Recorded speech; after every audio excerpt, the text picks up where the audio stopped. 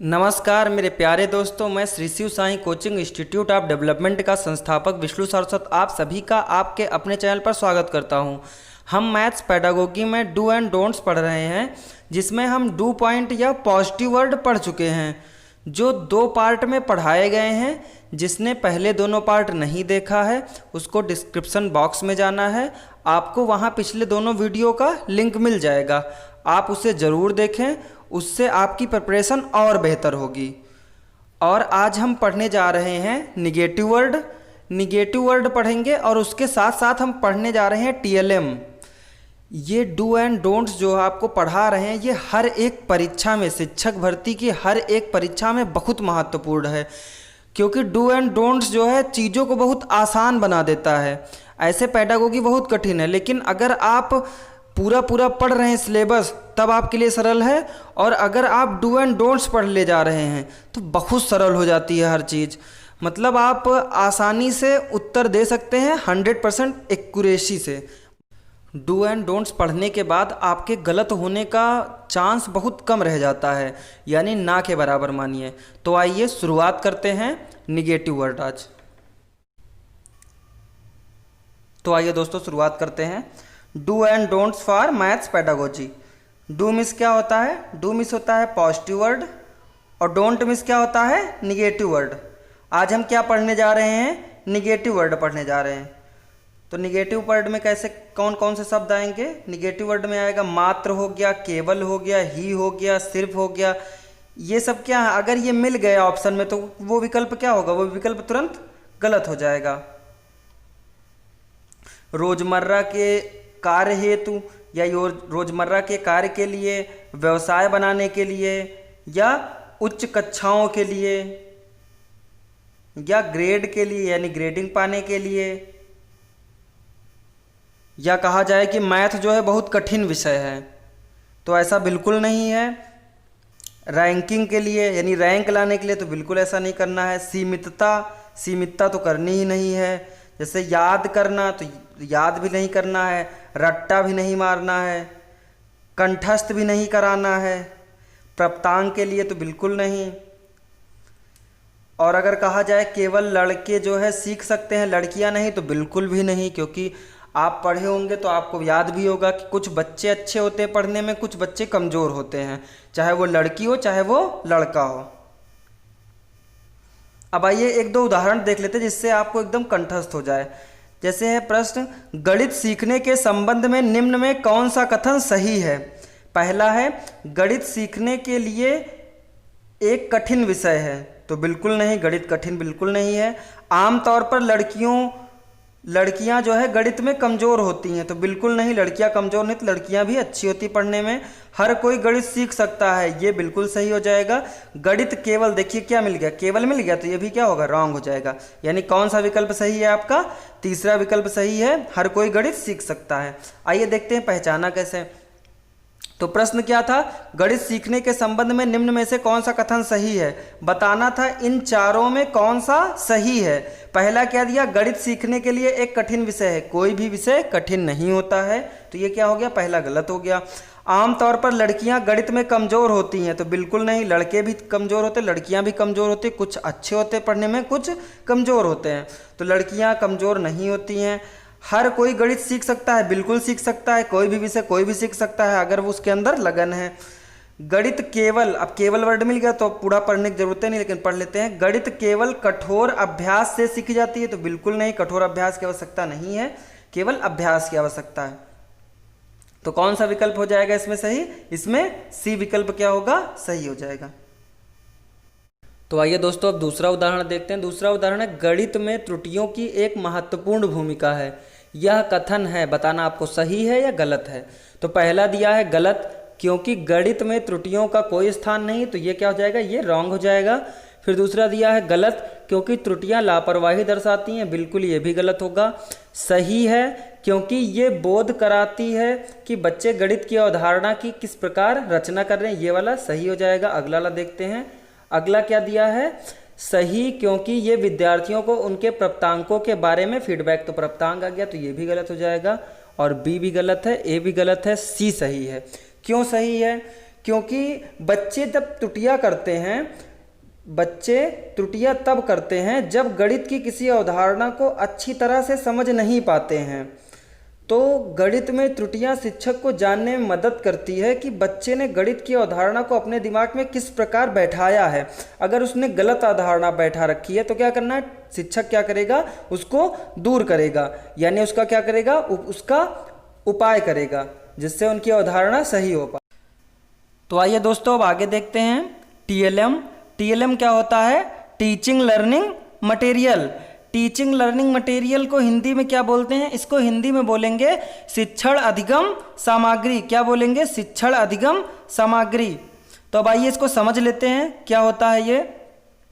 कोई भी अध्यापक है जब वो अध्यापन कर रहा है, मतलब पढ़ा रहा है बच्चों को, तो समझाने के लिए, क्या करने के लिए, उनको समझाने के लिए जिस सामग्री का प्रयोग करे, जिस भिन्न भिन्न सामग्रियों का प्रयोग करे, वो क्या कहलाती है, वही क्या कहलाता है, टीएलएम कहलाता है। अगर हम किसी बच्चे को प्रत्यक्ष रूप से कोई सामग्री दिखा देंगे और उसके बारे में समझाने लगेंगे तो बच्चा क्या करेगा, बहुत आसानी से क्या करेगा, वो समझ जाएगा, चीज़ों को बहुत आसानी से समझ जाएगा। दूसरी भाषा में हम क्या कह सकते हैं, दूसरी भाषा में कह सकते हैं हम शिक्षण प्रक्रिया करते समय, यानी जब हम शिक्षण प्रक्रिया कर रहे हों उसके समय जिन सामग्रियों का हम प्रयोग करें, जिन सामग्रियों का छात्र को आसानी से समझाने के लिए, छात्र को आसानी से समझाने के लिए जिसका प्रयोग करें, वो क्या कहलाएगा, टीएलएम कहलाएगा। वो क्या कहलाएगा, टीएलएम कहलाएगा।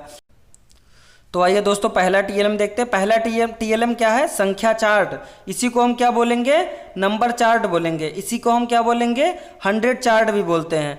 इसको 100 चार्ट क्यों बोलते हैं, क्योंकि 100 तक इस पर संख्याएं लिखी होती हैं। 1 से लेके 100 तक क्या होती हैं, संख्याएं लिखी होती हैं। अब आइए इसका पहला पॉइंट देखते। तो पहला पॉइंट कौन सा है, पहला पॉइंट है इसका प्रयोग गणित, अंक गणित के बुनियादी कार्यों जोड़ना और घटाना को सिखाने में किया जाता है। संख्या चार्ट का प्रयोग किसमें होगा, जोड़ना और घटाना को सिखाने में किया जाएगा। इसमें क्या होते हैं, 1 से 100 तक क्या होते हैं, संख्याएं लिखी होती है। 1 से 100 तक क्या होते हैं, संख्याएं लिखी होती हैं। और सम संख्या, विषम संख्या, अभाज्य संख्या, भाज्य संख्या, ये सब क्या इसी पे दर्शाई जाती हैं। आइए अगला देखते हैं। इसका उपयोग संख्या पैटर्न, संख्याओं के आपसी संबंध, संक्रियाओं और समस्या समाधान से संबंधित गतिविधियों आदि में किया जाता है। ये देखिए संख्या चार्ट की हमने इमेज भी लगा रखी जिससे आपको समझने में आसानी हो। देखिए 1 से लेके कहाँ तक है, 100 तक के संख्याएं इस पर लिखी हुई हैं। अब आइए अगला देखते हैं। अगला हमने एक लगा रखा है फिगर प्राइम नंबर का। प्राइम नंबर क्या होते हैं, अभाज्य संख्याएं। प्राइम नंबर क्या होते हैं, अभाज्य संख्याएं होती हैं। अभाज्य संख्याएं कौन सी होती हैं, जो एक तथा स्वयं को छोड़ के, जो एक व स्वयं को छोड़ के अन्य से विभाजित ना हो। यानी अगर कहा जाए केवल एक से और स्वयं से विभाजित हो, केवल एक से और स्वयं से विभाजित हो, वो क्या कहलाएंगी, अभाज्य संख्या कहलाएंगी। जैसे उदाहरण देखते हैं, जैसे 2 हो गया तो 2 किससे विभाजित है, 1 से है और 2 से है। जैसे 7 हो गया तो 7 किससे विभाजित है, 1 से है और 7 से है, अन्य किसी संख्या से विभाजित नहीं है। तो अभाज्य संख्या भी आपको आ गया होगा, वे संख्याएं जो स्वयं और 1 से विभाजित हो केवल, वो क्या कहलाती हैं, अभाज्य संख्या कहलाती हैं। तो अभाज्य संख्या देखिए इसमें दर्शाई गई हैं। 2 हो गया, 3 हो गया, 5 हो गया, 7 हो गया, 11 हो गया, 13 हो गया, 17 है, 19 है, 23 है, 29 है, 31 है, 37 है, 41 है, 43 है, 47 है, 53 है, 59 है, 61 है, 67 है, 71 है, 73 है, 79 है, 83 है, 89 है और 97 हैं। ये सभी क्या हैं, प्राइम नंबर्स या अभाज्य संख्याएं हैं।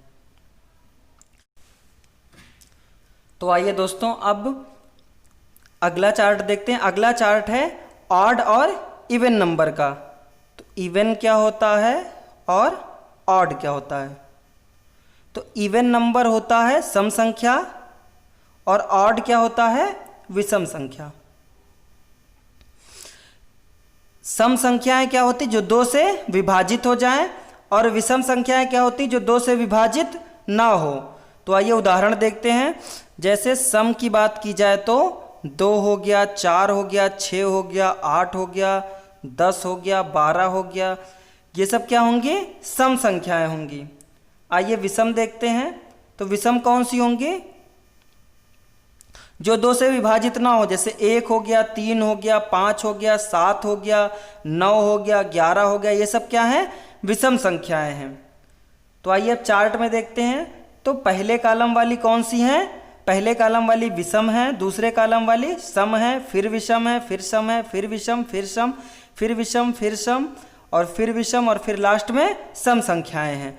तो ये भी आपको समझ में आ गया होगा। बच्चों को अगर हम जितनी आसान तरीके से फिगर से समझा सकते हैं, जितनी आसानी से हम उनको टीएलएम से समझा सकते हैं, उतना आसानी से हम बोर्ड पे उनको नहीं समझा सकते हैं। यानी हमको क्या करना है? बच्चों को उनके दैनिक जीवन से जोड़ के सिखाना है। क्या करना है? दैनिक जीवन से जोड़ के सिखाना है, टीएलएम का प्रयोग करना है, जिससे बच्चे आसानी से सीख जाएं। तो आइए अब अगला देखते हैं। अगला है जियो बोर्ड। ये दूसरा टीएलएम है। इसके पहले हम पढ़ चुके संख्या चार्ट। अब आइए देखते हैं। यह एक गणितीय उपकरण है। जियो बोर्ड क्या है? गणितीय उपकरण है, जिसका उपयोग किसमें होता है? ज्यामिति या ज्योमेट्री, जैसे परिधि, क्षेत्रफल और त्रिकोण यानी पेरीमीटर, एरिया, ट्रायंगल तथा अन्य बहुभुज की विशेषता में बुनियादी अवधारणाओं को सिखाने में किया जाता है। तो जियो बोर्ड याद करना आसान भी है।